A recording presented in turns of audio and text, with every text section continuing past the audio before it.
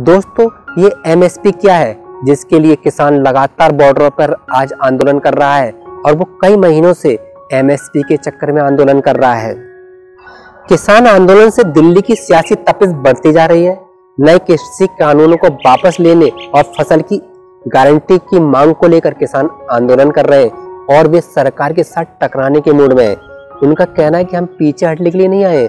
तो ये क्या है एमएसपी जिसके लिए किसान आज लगातार आंदोलन कर रहा है?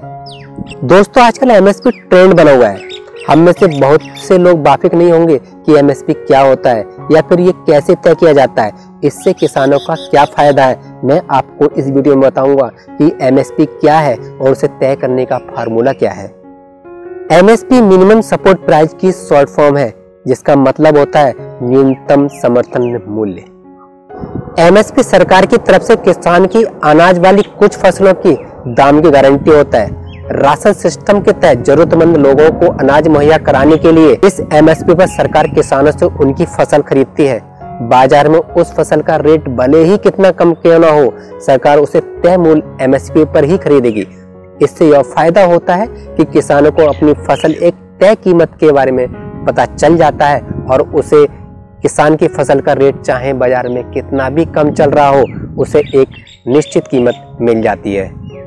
और ये किसान पर ही निर्भर करता है कि वो अपनी फसल को व्यापारियों को बेचे या फिर सरकार को, यानी किसान को पूरी आजादी होती है उसको अपनी फसल बेचने की। विभिन्न राज्यों में स्थानीय नियमों के तहत सरकारी एजेंसियां आधिकारिक अड़ातियों के जरिए किसानों से कृषि उत्पादकों की बिक्री के लिए एग्रीकल्चर प्रोडक्ट मार्केट कमेटी का गठन किया गया है। महाराष्ट्र में ऐसी 300 कमेटियां मौजूद हैं, जबकि बिहार में 2006 में ऐसी कमेटियों को भंग कर दिया गया था। एपीएमसी मंडियों के जरिए देश भर में किसान आधारित अर्थव्यवस्था में मदद मिलती है। राज्य सरकारें इस मंडियों में होने वाली खरीद बिक्री पर टैक्स वसूलती है और मंडियों में अड़ाहटियों और कमीशन एजेंटों के नेटवर्क को भी आमदनी हो जाती है। पिछले कई लोग इस व्यवस्था पर सवाल उठाते रहे हैं और सरकार का कहना है कि अगर परंपरागत एपीएमसी बाजार के साथ साथ निजी कंपनियों वाली वैकल्पिक व्यवस्था बनती है तो इससे किसानों और उपभोक्ता दोनों को फायदा होगा। एपीएमसी की मंडियों में सेवा शुल्क के नाम पर किसानों को मामूली शुल्क चुकाना होता है और यह भी कहा जा रहा है कि निजी कंपनियां ऐसा कोई शुल्क नहीं लेंगी। लेकिन किसानों को आशंका इस बात की है कि पहले निजी कंपनी किसानों को बेहतर कीमत ऑफर करेंगी। इसके चलते एएमसी मंडियां बंद हो जाएंगी और उसके बाद वो अपनी मनमानी करेंगी और किसानों के पास तब कोई दूसरा विकल्प होगा ही नहीं। दोस्तों, किसानों की आर्थिक सुरक्षा के लिए न्यूनतम समर्थन मूल्य की व्यवस्था लागू हुई थी।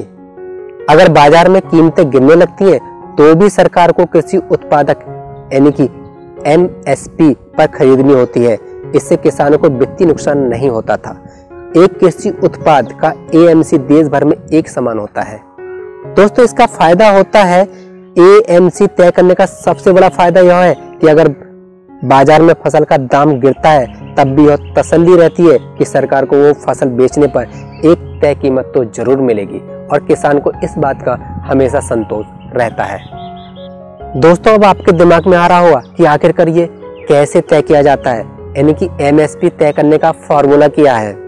दोस्तों, केंद्र में जब मोदी सरकार आई थी तब उसने फसल की लागत का 1.5 गुना एमएसपी तय करने के लिए नए फार्मूला अपनाने की पहल की थी। कृषि सुधारों के लिए 2004 में स्वामीनाथन आयोग बना था। आयोग ने एमएसपी तय करने के कई फार्मूले सुझाए थे।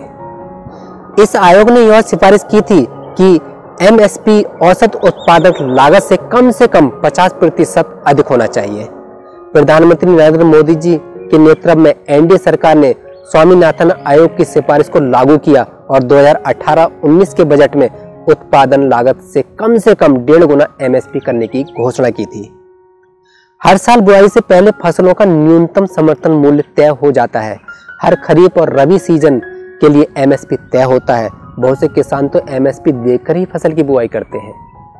एमएसपी पर सरकार विभिन्न एजेंसियों के माध्यम से किसानों से अनाज खरीदती है।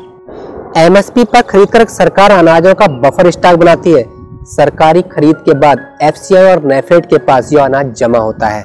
इस अनाज का इस्तेमाल सार्वजनिक वितरण प्रणाली जैसे FDPDS के लिए होता है। अगर बाजार में किसी अनाज में तेजी आती है तो सरकार अपने बफर स्टॉक में से अनाज खुले बाजार में निकालकर कीमतों को काबू करती है।